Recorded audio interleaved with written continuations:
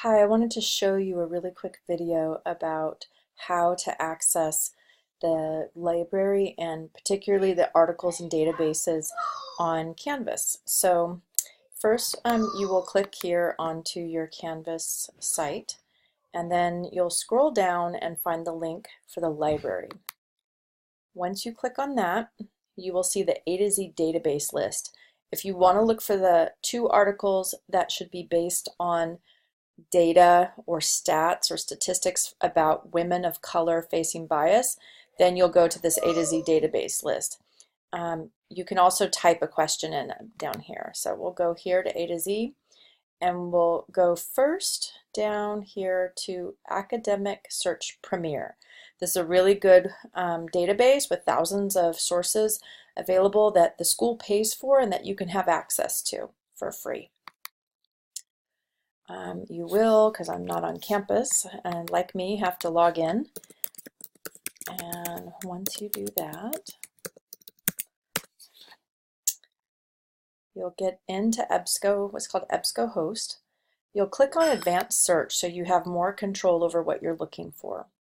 And then the next step is to put in your key terms. Your key terms can be very different depending upon what you're looking for. If you're looking specifically for African American women, you can use that, or you could put women of color in the workplace.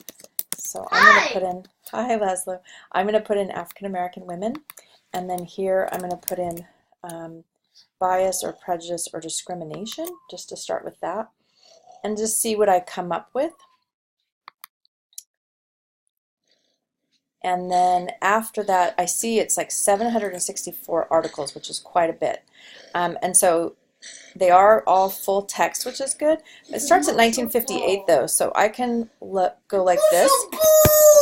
Hi, Laszlo.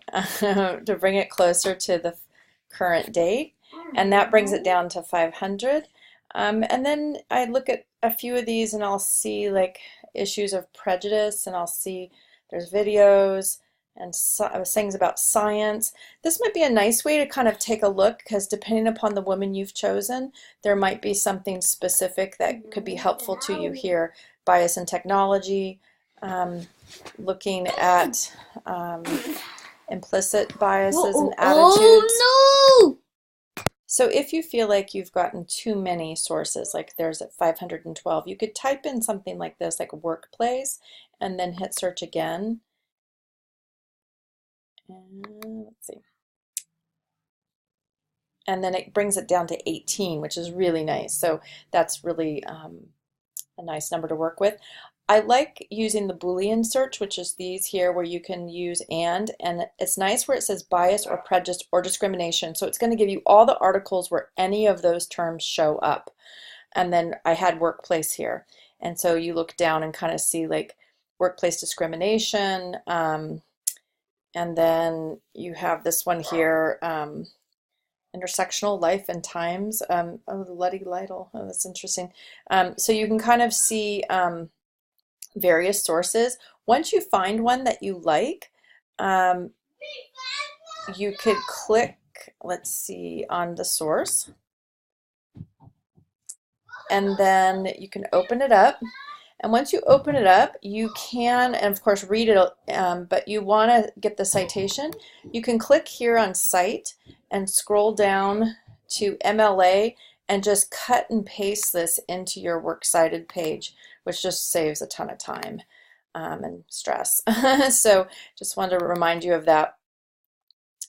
So what I'm hoping that you can do for tomorrow is have your 4 sources and hopefully have read them a little bit so that you can give an overview of them. In addition to having your 4 sources, if you could read them and write short summaries, even if it's just a few sentences of each of the sources, that could be super helpful for tomorrow.